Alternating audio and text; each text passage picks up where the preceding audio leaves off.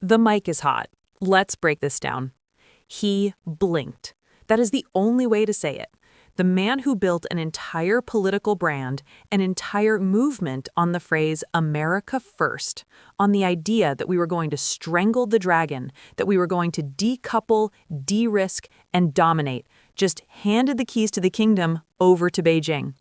And I'm not talking about soybeans. I'm not talking about electric vehicles. I'm talking about the brain, the literal, artificial brain that runs the next generation of warfare. If you turned on the news this morning, you probably saw the headlines. They were soft, weren't they? Trump announces strategic revenue plan.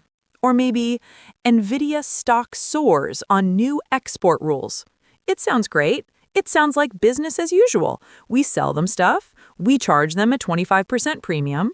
The treasury makes money. The stock market goes up. Everybody wins, right? Wrong. Dead wrong. This isn't a trade deal. This is a hostage negotiation, and we're the ones paying the ransom. Let's look at the receipt. December 8th, the administration greenlights the H200 chip for export to China. Do you know what an H200 is? Because the guys on TV act like it's a toaster. It's not a toaster. It is the gold standard for training massive AI models. It is the engine block for cyber warfare, for autonomous drone swarms, for the kind of surveillance state that doesn't just watch you, it predicts you. We spent the last 3 years building a wall around this technology. We told the world, this is too dangerous to share. We told our allies, don't you dare sell it to them. We strangled the supply chain to keep China 5 years behind us. And then on a random Monday in December, we just gave it up for a fee. You have to ask yourself why. Why would the toughest on China president in history do a complete U-turn? They want you to think it's 4D chess. They want you to think it's about the tariff money. Oh, we're taxing them to build up our own defense. Please, do the math. The tariff revenue is a drop in the bucket compared to the national security cost of letting the PLA train their models on American hardware. No, this wasn't a strategic choice. This was panic. Here is the ugly truth they are terrified to say out loud. The blockade wasn't working fast enough, and the economic blowback was starting to bleed us dry. Nvidia was screaming about lost revenue. Wall Street was screaming about a tech crash. And China wasn't just sitting there. They were building their own workarounds. They were forcing the issue. So the White House panicked. They chose the short-term sugar high of a stock market rally over the long-term survival of American tech dominance. They sold the firewall. And if you're sitting in Ohio or Arizona thinking, well, my portfolio looks good today, I need you to listen to me very carefully. This isn't about your 401k for the next quarter. This is about whether your children grow up in a world where American technology still sets the rules or one where we just financed our own obsolescence. We just sold the rope, and we're patting ourselves on the back because we charged them a tax to buy it. You need to understand how we got trapped here, because this didn't happen overnight. This is the result of a gamble that failed. And I'm going to show you exactly how the sausage was made and why it smells rotten. Let's rewind. You need to understand the before picture to grasp just how insane this week has been. For the last 3 years, under Biden, and frankly continuing into the early days of this administration, Washington had one golden rule. It was the only thing Democrats and Republicans actually agreed on. It was called containment. The strategy was simple. China can build all the plastic toys and electric cars they want, but they cannot have the brains. They cannot have the high-end compute. We drew a line in the sand. We said, you don't get the A100s. You definitely don't get the H100s. We forced Nvidia, an American company, our company, to cripple their own products before shipping them to Shanghai. They had to physically slow down the chips, like putting a governor on a Ferrari so it can't go over 40 miles an hour. They called these the H20 chips. It was humiliating for China. It forced them to string together thousands of weak chips just to do what one of ours could do in a second. It was working. It was messy, sure. There was smuggling. There were black markets in Shenzhen where you could buy a smuggled H200 for the price of a house. But fundamentally, at a state level, the People's Liberation Army was starved of the raw mathematical power needed to train the next GPT-4, or more importantly, the next hypersonic missile guidance system. We were freezing them in 2023, while we sprinted to 2030. That was the plan. It was painful for our tech companies. Nvidia lost billions in potential sales, but the Pentagon said, suck it up. This is national security. And for a while, we actually prioritized survival over stock prices. Then came December 8th, the catalyst. In one press release, we didn't just blur the line, we erased it. The H20 is not a toy. It's significantly faster with massive memory bandwidth. That's the HBM3X stuff you hear geeks talking about.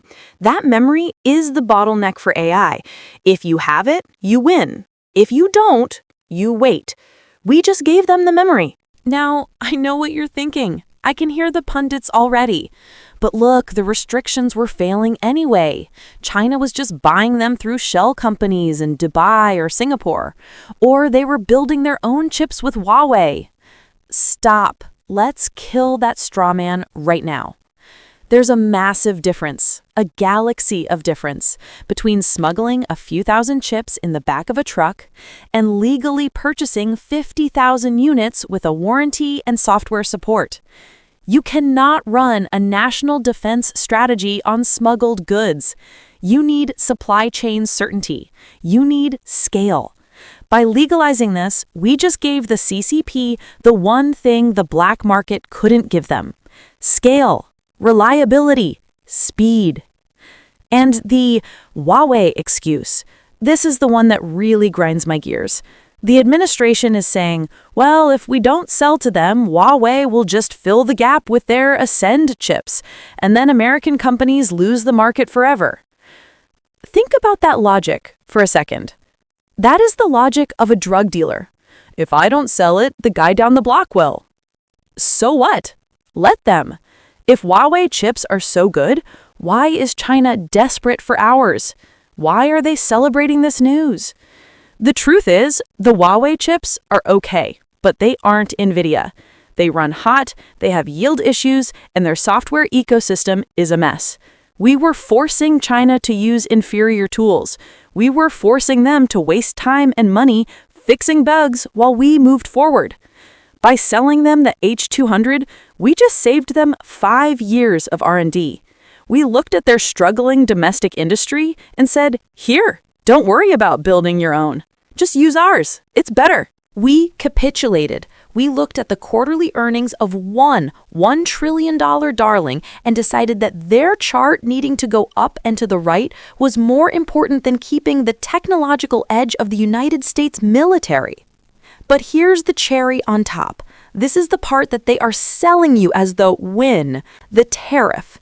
They told us, don't worry, we slapped a 25% fee on it. We are taxing them for the privilege. It sounds tough, doesn't it? We're making China pay. It's a great soundbite for a rally. It looks great on a bumper sticker, but in the world of high-end AI, a 25% markup is a rounding error. These companies, Alibaba, Tencent, the PLA front companies, they are sitting on hundreds of billions in cash. Do you think they care if an H200 costs $40,000 or $50,000? They would pay $100,000 without blinking. The capability is priceless. The money is irrelevant. We are acting like we pulled off a heist because we charged a cover charge at the door. Meanwhile, they're inside looting the furniture. We traded our leverage for a tip jar. And this leads to the false hope. The administration is banking on the idea that we can control how they use these chips. They think, we'll export the hardware, but we'll monitor the software. We'll make sure they only use it for commercial stuff, not military stuff. That is the lie we're going to dissect next. Because once that silicon crosses the Pacific Ocean, once it is plugged into a server farm in Guizhou, we go dark. And the mechanism of how we lost control, how we got trapped in this profit over security loop is terrifying. You ready to see how the trap actually works? Because it's not just about chips anymore. It's about who actually runs this country. Think of it like this. Imagine you are in a feud with your neighbor. This guy has slashed your tires, he's hacking your Wi-Fi, and he has explicitly told everyone on the block that he intends to burn your house down and take your lot. You are the only guy with a high-tech fire suppression system. It is your only advantage. But then you run into a little cash flow problem. You need money now. So what do? You go over to the neighbor, the arsonist, and you sell him the blueprints to your fire suppression system. And you tell your wife, "Honey, it's genius. I charged him a 25% markup. We made a profit." That is exactly what we just did. We sold the safety mechanism for a quick cash injection. Here is the mechanism of the trap. It's a classic catch-22. The United States economy has become dangerously addicted to big tech. Nvidia, Microsoft, Google, these companies are the S&P 500. If they sneeze, your pension catches a cold. And who is their biggest, hungriest customer? China. So the White House was staring at a nightmare scenario. Option A, keep the ban. Nvidia loses 30% of its revenue, the stock crashes, the market tanks, and the Trump boom turns into a recession. Option B, sell the chips, keep the stock market pumping, take the tariff cash, but sacrifice national security in 5 years. They chose option B. They chose the stock price over the shield. Now, I want to nerd out for a second because you need to understand why this specific chip, the H200, is the game ender. It's not just a faster computer. It's about something called interconnects. See, one chip can't train an AI model. You need 10,000 of them wired together, talking to each other instantly. That wiring, that's the secret sauce. The H200 is designed to cluster. It links up like a hive mind. When we blocked the H100s, we were trying to break that hive. We were forcing China to use slow, disjointed chips that couldn't talk to each other fast enough. We broke their hive. By shipping the H200, we just handed them the glue. We gave them the ability to build massive, synchronized supercomputers that can train models 10 times larger than what they have now. I know, it sounds crazy. I wish I was making this up. I wish I could tell you there's a secret kill switch inside these things, but there isn't. The administration says, "Oh, we'll monitor them. We'll have end-use checks." Please, make it make sense. Do you think a U.S. inspector is gonna walk into a top-secret PLA military base in the Gobi Desert and say, "Excuse me, General, I need to check the serial numbers on your server rack"? It's laughable. Once those crates clear customs in Shanghai, they are gone. They will be shell companied to death. They will go from a video game company to a weather research center to a missile lab in 48 hours. And once they plug them in, the training run begins.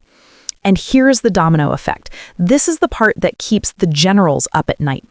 It's not about ChatGPT writing better poems in Mandarin. It's about DeepSeek. It's about their military AI. With H200 clusters, they can run millions of simulations for hypersonic missile trajectories in real time. They can crack our encryption codes faster. They can optimize their power grid to survive a cyber attack while taking ours down. We aren't just selling them a product. We are selling them time. We are selling them the ability to catch up to us.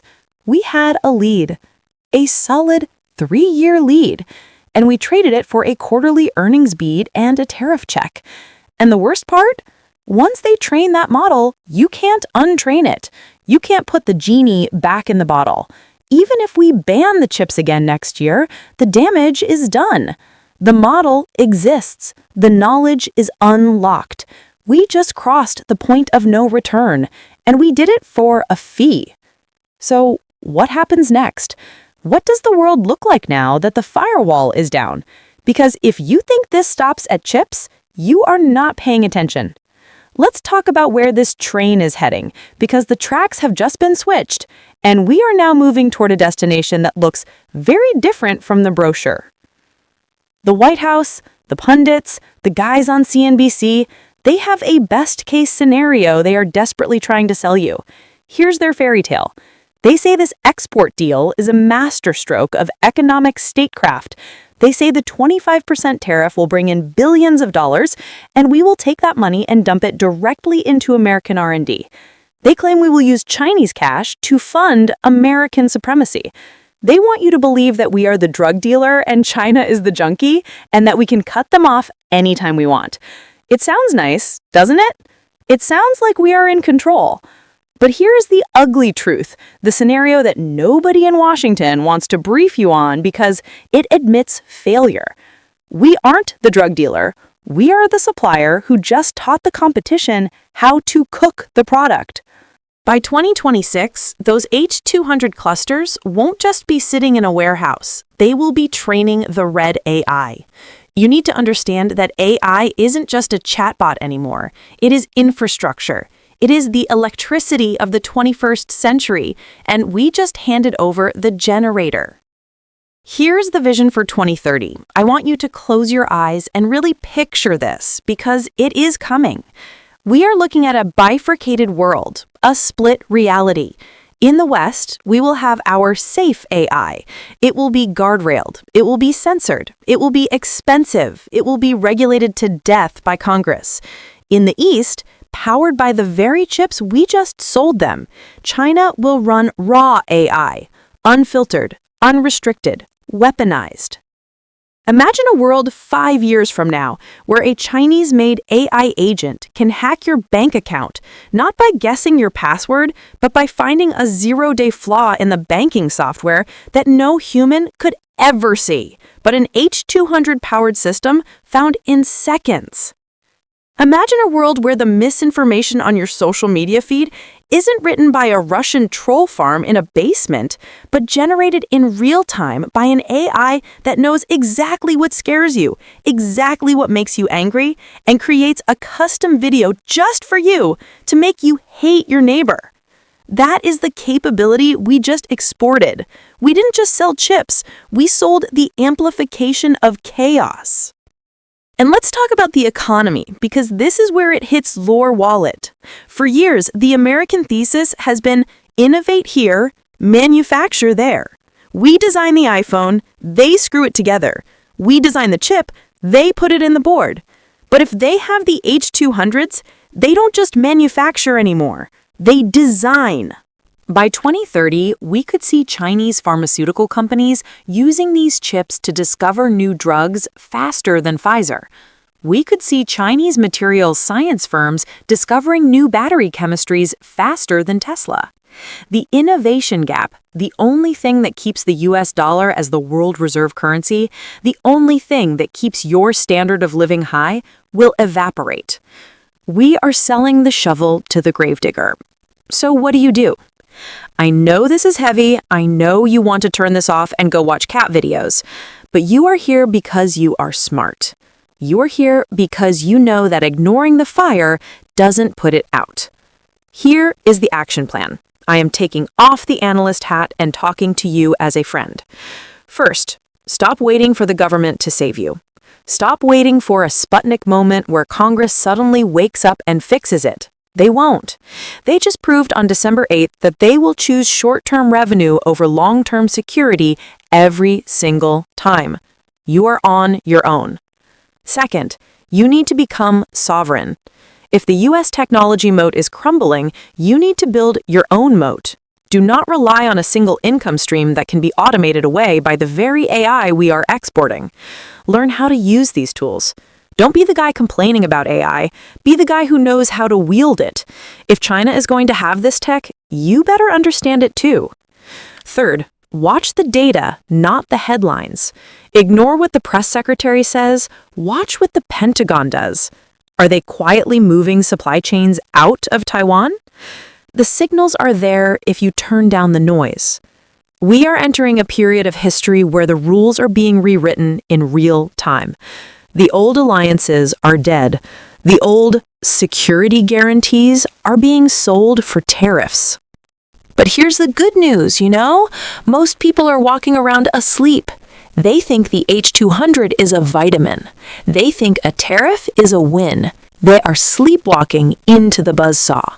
But not you. You see the trap. You see the mechanism. And because you see it, you can move. You can prepare.